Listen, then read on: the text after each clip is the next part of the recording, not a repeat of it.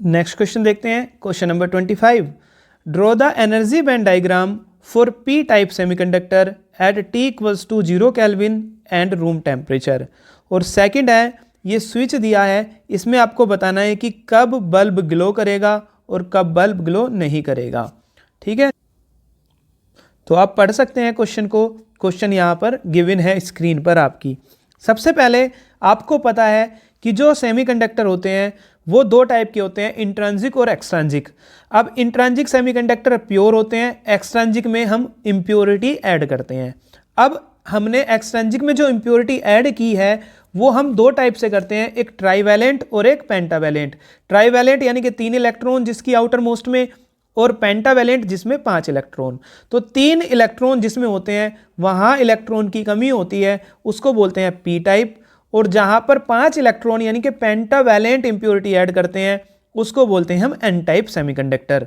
तो यहाँ पर वो बात कर रहा है पी टाइप की, तो इसमें एक्सेप्टर आएगा और उसमें आता है डोनर। अब आप समझो कि कैसे बैंड डायग्राम बनते हैं, ये आपको समझना है। देखिए, आपको पता है कि आपके पास दो तरह के बैंड होते हैं। एक वो बैंड जिसमें वैलेंस इलेक्ट्रॉन होते हैं उसको बोलते हैं वैलेंस बैंड। क्या बोलते हैं? Valence band. और सेमीकंडक्टर है तो सेमीकंडक्टर के अंदर वैलेंस बैंड और कंडक्शन बैंड में थोड़ा फाइनाइट डिफरेंस होता है, और इसको बोलते हैं हम, दूसरा जो बैंड होता है उसको बोलते हैं कंडक्शन बैंड। दूसरा क्या है? Conduction band. अब आपने कोई भी टेम्परेचर इसको प्रोवाइड नहीं किया, मतलब T इक्वल्स टू किसकी बात है? 0 केल्विन की।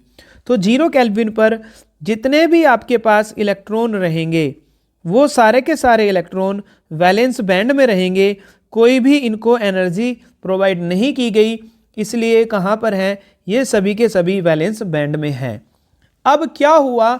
सेकंड केस में पूछा रूम टेम्परेचर पर, मतलब जैसे ही आपने इसको एनर्जी दी, अब आपने इनको क्या दी है? एनर्जी। समझना अब क्या होगा। अब आपने इनको एनर्जी दे दी। अब भाई एनर्जी दे दी आपने, बच्चों को क्लास में छूट दे दी कि बोलिए, बात करिए, तो वो कहाँ चुप होने वाले हैं फिर। तो फिर क्या काम करेंगे? जैसे ही आपने इनको एनर्जी दी, तो एनर्जी देने पर ये जो इलेक्ट्रॉन थे वैलेंस बैंड के, ये इलेक्ट्रॉन कुछ सरफेस पर आ जाएंगे, कुछ इलेक्ट्रॉन कहाँ जाएंगे? सरफेस पर। जब कुछ इलेक्ट्रॉन सरफेस पर आ गए और कुछ इलेक्ट्रॉन कहाँ चले गए? कंडक्शन बैंड में चले गए। तो मतलब वैलेंस बैंड के अंदर इलेक्ट्रॉन की डिफिशियंसी हो गई, तो यहाँ पर आपके बन जाएंगे होल। क्या बन जाएंगे? यहाँ पर बन जाएंगे होल, और कुछ इलेक्ट्रॉन भी बचेंगे। तो ये कब है? ये है at T equals to room temperature, जब आपने कुछ टेम्परेचर दिया है। तो दोबारा समझ लीजिए कि जब आपने कोई भी टेम्परेचर नहीं दिया इन इलेक्ट्रॉन को, तो सारे इलेक्ट्रॉन अपने लोवेस्ट एनर्जी स्टेट में रहेंगे, जिसको बोलते हैं वैलेंस बैंड। अब जैसे ही आपने इसको एनर्जी दी, तो एनर्जी देने पर कुछ तो वैलेंस बैंड की सरफेस पर चले जाएंगे और कुछ ऊपर चले जाएंगे कंडक्शन बैंड में। तो अब जब इसमें से वैलेंस बैंड में से इलेक्ट्रॉन निकलकर या तो सरफेस पर आ गए या कंडक्शन बैंड पर आ गए, तो इसका मतलब ये हुआ कि वैलेंस बैंड के अंदर इलेक्ट्रॉन की डिफिशियंसी हो गई, इलेक्ट्रॉन कम हो गए। इसका मतलब यहाँ पर क्या बन गए? होल बन गए। और इनके बीच में एक एनर्जी बन जाएगा, एनर्जी लेवल बन जाएगा, जिसको बोलते हैं एक्सेप्टर एनर्जी लेवल, EA। क्या बोलते हैं इसको? Acceptor energy level. और अगर एन टाइप होता तो यहां पर बनता ऊपर डोनर एनर्जी लेवल। ठीक है, तो एन टाइप का भी मैंने आपको बता दिया। अब दूसरा पार्ट और है इस क्वेश्चन में। दूसरे पार्ट में वो बोल रहा है, in the given diagram considering an ideal diode in which condition will the bulb glow. वो कंडीशन बतानी है जिसमें बल्ब ग्लो करेगा। सबसे पहला केस है जब आपने क्या किया? स्विच ऑफ किया। फर्स्ट केस देखिए, आपने क्या कर दिया? When the switch is open. Switch को क्या कर दिया? ओपन है स्विच। ओपन का मतलब जिस तरह से ये खुला हुआ है ऐसे ही अब खुला हुआ है। ओपन का मतलब वो मत समझना जो आप ओपन समझ रहे हैं। ओपन का मतलब सर्किट ओपन है इस तरह से। क्लोज का मतलब क्लोज है। तो करंट कब फ्लो होती है? जब क्लोज हो जाता है। तो ओपन का मतलब अभी खुला हुआ है। जब ये सर्किट खुला हुआ है, ओपन है, तो क्या डायोड में करंट जाएगी? आंसर है डायोड में करंट नहीं जाएगी। तो जो सेल या बैटरी आपके पास करंट देगी वो सारा का सारा करंट बल्ब में चला जाएगा और बल्ब क्या कर जाएगा, ग्लो कर जाएगा। तो जब ओपन है तो ओपन में क्या होगा, आप लिखेंगे no current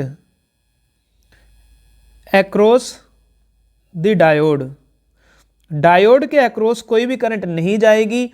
all current flow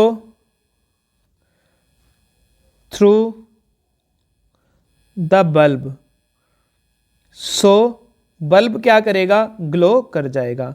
so bulb glow. इस केस में बल्ब क्या कर गया, ग्लो कर गया। अब दूसरा केस देखते हैं। दूसरा केस में क्या बोल रहा है कि दूसरे केस में आप मान के चलिए कि आपने क्लोज कर दिया स्विच को, क्या कर दिया, क्लोज। अब जैसे ही आपने स्विच को इसको क्लोज किया तो क्लोज करने पर इसके अंदर से करंट फ्लो होगी डायोड के। तो जो सेल से करंट गई वो कहां पर चली जाएगी, डायोड में। तो बल्ब ग्लो होगा, आंसर है नहीं होगा। आंसर है नहीं होगा।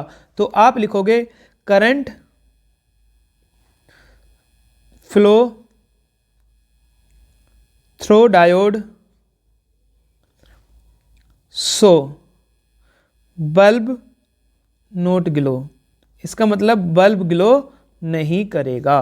तो यही क्वेश्चन में पूछा हुआ था कि किस केस में बल्ब ग्लो करेगा और किस केस में बल्ब ग्लो नहीं करेगा।